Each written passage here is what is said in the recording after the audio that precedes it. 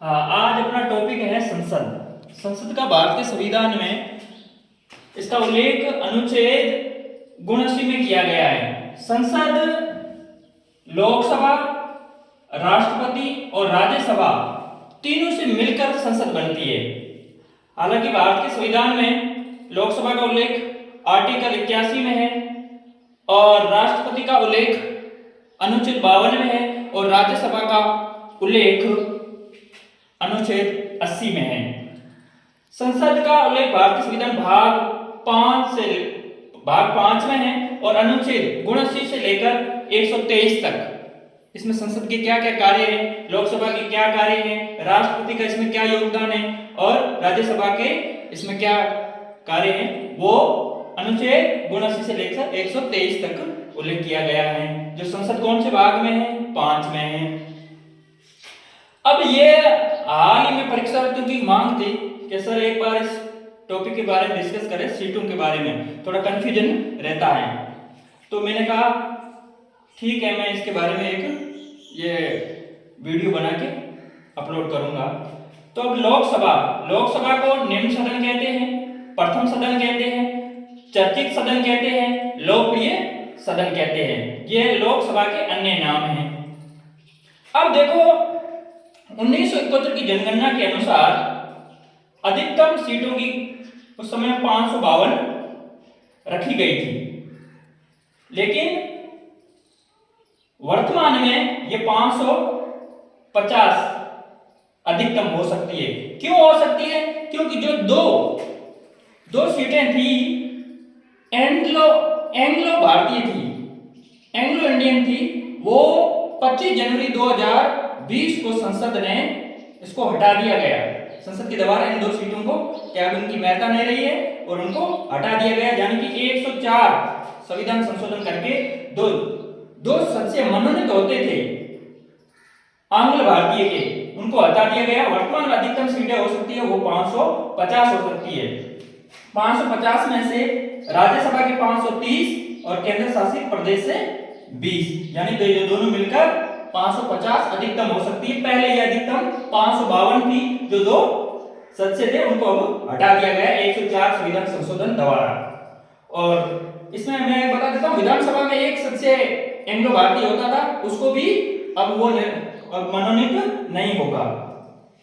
अब वर्तमान में सीटें कितनी हैं? पहले मैं कहता हूं 25 जनवरी 2020 से 545 हुआ करती थी, क्योंकि 543 सदस्य होते थे लोकसभा के, वो अलग अलग क्षेत्रों से चुन के आते थे और 2 एंग्लो भारतीय मनोनीत होते थे। लेकिन वर्तमान कंडीशन ये रही है कि 543 है, क्योंकि एंग्लो इंडियन अब उनका प्रावधान 25 जनवरी 2020 से हटा दिया गया। तो वर्तमान सीटें कितनी है? 543 है मनोनीत। लोकसभा में एक भी सदस्य नहीं होता है और ये 543 केंद्र शासित प्रदेशों से और राज्य से चुनकर आते हैं। अब बात करते हैं, आपको पता है किसी भी राजनीतिक दल, कांग्रेस हो या बीजेपी, 272 आ जाता है तो उसको जनादेश मिलता है, यानी उसकी सरकार बनती है। तो वो जो सरकार बनती है वो इन 543 सदस्यों में से जिस राजनीतिक दल को 272 सदस्य जिनके चुन के आते हैं राज्य और केंद्र शासित प्रदेश से, उसकी सरकार बनती है। अब अपना दूसरा ये लोकसभा है और दूसरा सदन है अपना राज्यसभा। राज्यसभा को उच्च सदन कहते हैं, द्वितीय सदन कहते हैं और राज्यों का सदन कहते हैं, ये भी ध्यान रखना। अब इनकी अधिकतम संख्या 250 है, यानी कि इतनी 250 तक हो सकती है, लेकिन वर्तमान में 245 है, लेकिन इतनी हो सकती है। ये प्रावधान किया गया 2026 तक इनकी संख्या 250 रहेगी। उसके बाद यदि बढ़ाना चाहे तो बढ़ा सकते हो।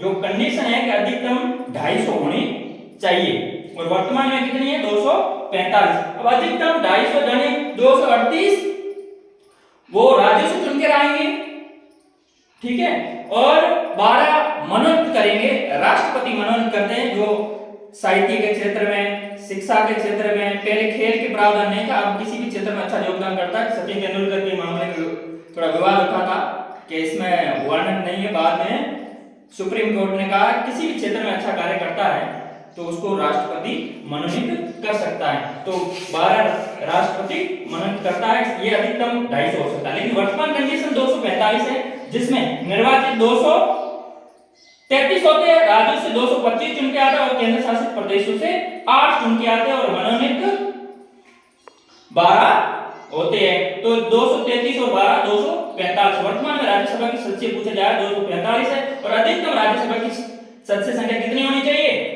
250 होनी चाहिए, ठीक है। और लोकसभा की अधिकतम अब कितनी होनी चाहिए? 550 होनी चाहिए और वर्तमान में कितनी है? 543। ये आपका डाउट था जो काफी हद तक यहां आपने क्लियर करने की कोशिश की है। अब आगे अपन बात करते हैं संसद को अन्य देशों में क्या कहते हैं।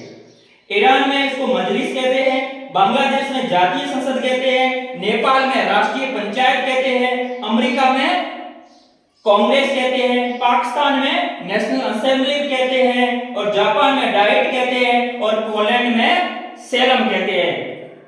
यह था संसद, ठीक है। आज का अपना टॉपिक था संसद।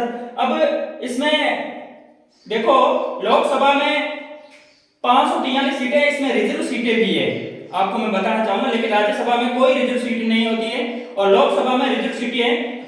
इसमें एससी की सीटें हैं, एससी की सीटें हैं 84 और एसटी की सीटें हैं 47।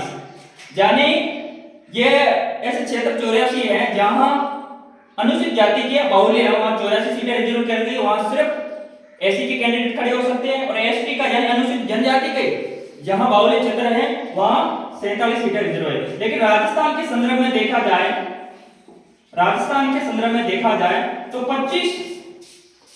25 सीटें लोकसभा की है, जिसमें से 4 एससी की और एसटी की 3 रिजर्व है। टोटल 7 रिजर्व है 25 में से। अब विधानसभा राजस्थान की बात करें, विधानसभा की, तो एससी की 34 है और एसटी की 25 सीटें रिजर्व है। तो ये टॉपिक था अपना संसद।